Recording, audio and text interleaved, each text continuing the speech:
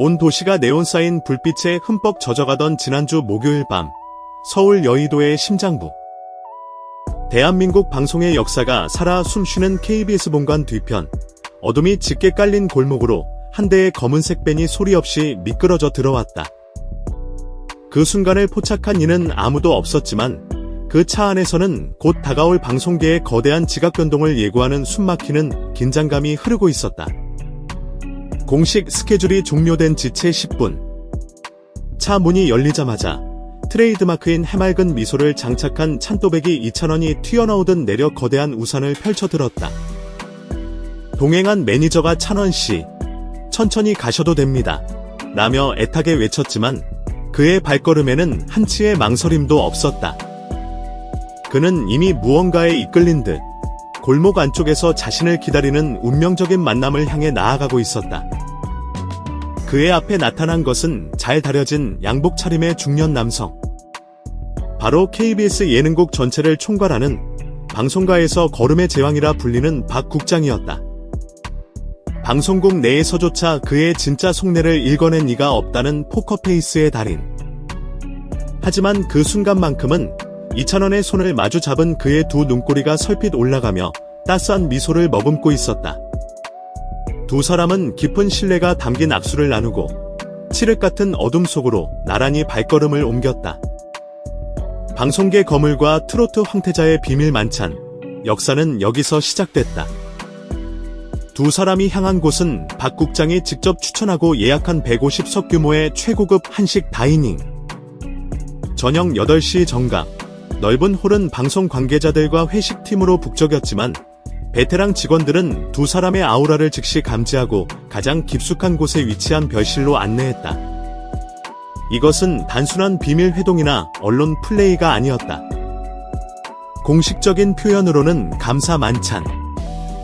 하지만 그 이면에는 KBS의 미래, 아니 대한민국 방송 콘텐츠의 미래를 건 거대한 제안이 숨겨져 있었다.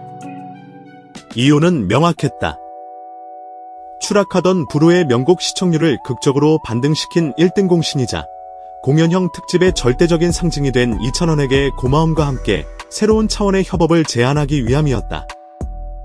식사는 제철 문어숙회, 표고버섯구이, 미니 불고기 전골 등 단출했지만 두 사람 사이에 오가는 대화는 용광로처럼 뜨거웠다. 박 국장이 먼저 운을 띄웠다. 찬원씨 덕분에 우리 목요일 시청률 그래프가 V자를 넘어 U자로 변했어. 광고가 완판되는 기적. 정말 오랜만에 봅니다. 2,000원은 제가 한 일이라고는 그저 열심히 노래한 것뿐인걸요라며 겸손하게 웃었지만 박 국장의 눈빛은 이미 무언가 더 큰 것을 이야기하고 있었다.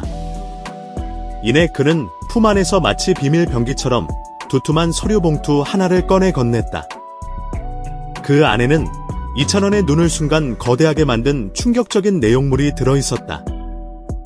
향후 1년간의 불후의 명곡 고정 출연 연장 계약서 초안, 그리고 정체를 알 수 없는 극도로 사실적인 3D 렌더링 이미지. 내년 봄, KBS 개국 기념 주간의 메인 프로그램을 통째로 비워서 2,000원 스페셜 스테이지를 만들 겁니다. 우리는 이것을 스테이지 X라 부르기로 했소. 1시간짜리 노래 방송이 아닙니다. 라이브 다큐, 팬미팅, 버라이어티를 한 무대에서 동시에 진행하는 싱크 스튜디오 실험이에요. 2,000원의 눈이 동그래졌다. 스튜디오와 공연장을 합친 하이브리드 형태. 지난해 미국 50주년 갈라쇼에서 처음 시도되어 전 세계를 경악시킨 바로 그 방식이었다. KBS가 모든 기술력과 예산을 끌어모아 한국판, 아니 그 이상의 버전을 준비하고 있다는 뜻이었다. 박 국장의 제안은 계속됐다. 조건은 단 하나. 새 앨범을 들고 와서 첫 라이브를 바로 이 스테이지 X 무대에서 터뜨려 주시오. 그뿐만이 아니었다. 그의 디렉팅 아래 예능의 신동엽이 MC를 맡아 2시간 동안 현장 팬, AR 인터랙티브 관객, 그리고 온라인 스트리밍 시청자와 실시간으로 소통하는 완전한 형태의 하이브리드 노래 예능을 구현한다는 계획. 계약서에는 기존 출연료의 2배에 가까운 업계 최고 대우 금액이 명시되어 있었다. 하지만 이찬원의 시선이 가장 오래 머문 곳은 별도 수록, 다큐멘터리 협력 항목이었다. 앨범 제작 전 과정에 대한 풀 액세스, 권한 부여라는 문구와 함께 넷플릭스, 디즈니 플러스까지 포함된 글로벌 OTT 배급 계획이 적혀 있었다. 이찬원은 조용히 찻잔을 내려놓았다. 그의 목소리가 미세하게 떨렸다. 국장님, 제가 신곡 준비 중이라는 이야기는 어디서 들으셨습니까? 박 국장은 여유롭게 웃었다. KBS 정보력이 귀가 밝은 건지, 아니면 찬원 씨 목소리가 담장을 넘을 만큼 큰 건지. 사실 이찬원의 새 앨범은 팬카페 찬스 내부에서조차 반신반의하던 전설 같은 이야기였다.